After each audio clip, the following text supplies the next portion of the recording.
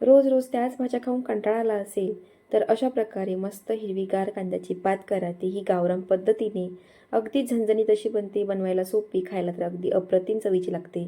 तर चला मग माझ्यासोबत रेसिपीला सुरुवात करूयात. मस्त झणझणीत अशी कांद्याची पात तयार करायचीच आहे, पण त्यापूर्वी मस्त हिरवीगार अशी कांद्याची पात माझ्याकडे आहे. आता त्याला आपल्याला छान असं निसून घ्यायचं आणि त्यानंतर स्वच्छ अशी धुवून सुद्धा घ्यायची. तर कांद्याची पात नेसताना आपल्याला कांद्याच्या पातीमधला समोरील जो पांढऱ्या कलरचा कांदा असतो तो थोडासा काढून टाकायचा आणि अशा प्रकारे आपल्याला तो तोडून घ्यायचा.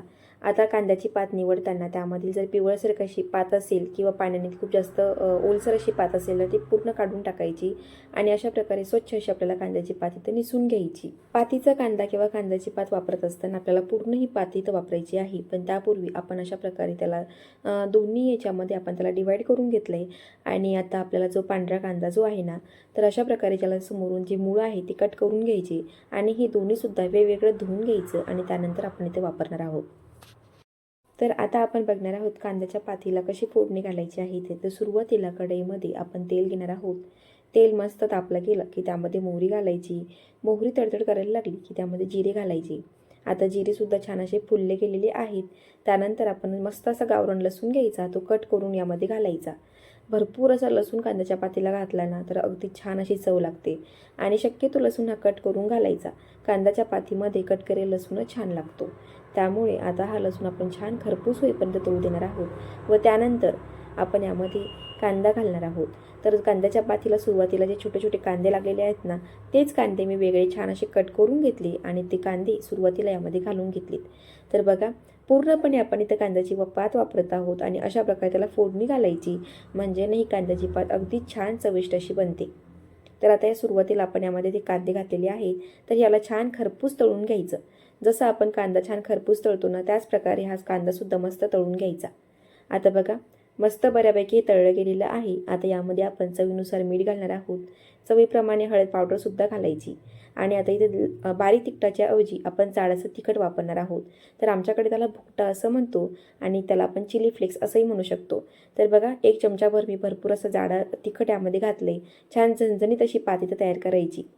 तर आता हे छान असं एकत्रित करून घ्यायचे आणि आता एकत्रित झालं की मग आपण त्यामध्ये छान स्वच्छ धुवून कट करून घेतलेली जी कांद्याची पात आहे हिरवीगार, ती यामध्ये घालणार.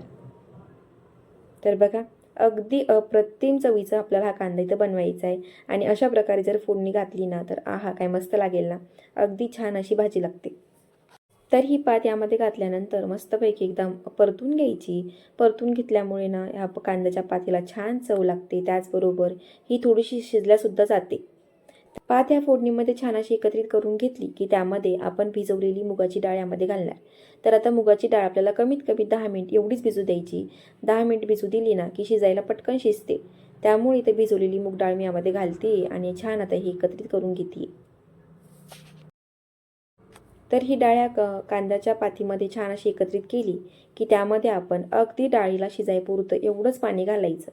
तर अर्धी वाटी आपण इथं मूग डाळ घेतलेली होती, तर अर्ध्या वाटीला अगदी पाव वाटी मी यामध्ये पाणी घालते. बस डाळीला शिजण्यापुरतं पाणी घालायचं, कारण कांद्याच्या पातीमध्ये ऑलरेडी पाणी असतं. तर ह्या पातीच्या पाण्यामध्येच ही डाळ शिजते, पण अगदी थोडंसं पाणी मी आधी शिजायला घातलं आहे. कारण ही कांद्याची पात मी छान स्वच्छ धुवून घेतली होती. यामधलं पाणी पूर्णपणे निथळून गेलेलं होतं आणि त्यामुळेच मी यामध्ये थोडंसं पाणी घातले. जर तुमची कांद्याची पात अगदी ओलसर असेल तर त्यामध्ये अजिबात पाणी न घालता ही डाळ अशीच यामध्ये शिजू द्यायची. सर्व छान एकत्रित करून झालं की त्यानंतर आपण झाकण ठेवून छान 5 ते 6 मिनिट मंद आचेवरती आपण शिजवून घेत आहोत. आणि बघा, पूर्णपणे डाळ शिजल्यानंतर बघा काय छान दिसते ना. अगदी छान चवीला होते. त्यामध्ये अजिबात पाणी शिल्लक राहायला नको, एवढं छान शिजवून घेतलं ना की कांद्याची पात खूप छान लागते. भरपूर जर तुम्ही पाणी टाकलं तर ती डाळ अगदी गळगळ होते आणि कांद्याची पात ही खायला छान लागत नाही. त्यामुळे जेवढं कमी तुम्हाला पाणी ॲड करता येईल किंवा त्या पाण्यामध्येच कांद्याच्या पातीच्या पाण्यामध्येच ही डाळ शिजवून घ्यायची, म्हणजे चवीला अगदी छान लागते. कांद्याच्या पातीची भाजी बऱ्याच जणांना आवडत नाही, पण ह्या पद्धतीने जर बनवली ना तर अगदी आवडीने खातील, इतकी छान लागते. तर बघा, गरमागरम कांद्याच्या पातीची भाजी आणि त्यासोबत मस्त अशी बाजरीची भाकर व त्यासोबत मस्त असं ताक, काय छान असा बेत होईल ना. अगदी मस्त गावरान पद्धतीचा बेत आहे आणि एकदा करून बघा. केल्यानंतर मला कमेंट करून नक्की कळवा ही भाजी कशी झाली आहे ती. आणि नेहमीप्रमाणे मी तुमच्यासोबत अगदी सोप्या अशा रेसिपी शेअर करत असते. त्यातलीच ही कांद्याची पात ही रेसिपी आहे. आणि जर तुम्हाला हा व्हिडिओ आवडला असेल ना, तर प्लीज माझ्या चॅनलला लाईक, शेअर आणि सबस्क्राईब करायला अजिबात विसरू नका. त्याचबरोबर बेल आयकनला सुद्धा प्रेस करा, जेणेकरून तुम्हाला माझ्या चॅनलच्या नोटिफिकेशन मिळून जातील. आणि हो, यासोबत मी जे ताक दाखवलेले आहे ते फोडणीचं ताक किंवा त्याला मी पोळवेल ताकसुद्धा म्हणतो. जर तुम्हाला हे पोळवेल ताक कसं बनवायची याची रेसिपी पाहिजे असेल तर प्लीज मला कमेंट करून नक्की कळवा. आणि हा व्हिडिओ तुम्ही शेवटपर्यंत बघितला त्यासाठी तुमचे मनापासून धन्यवाद.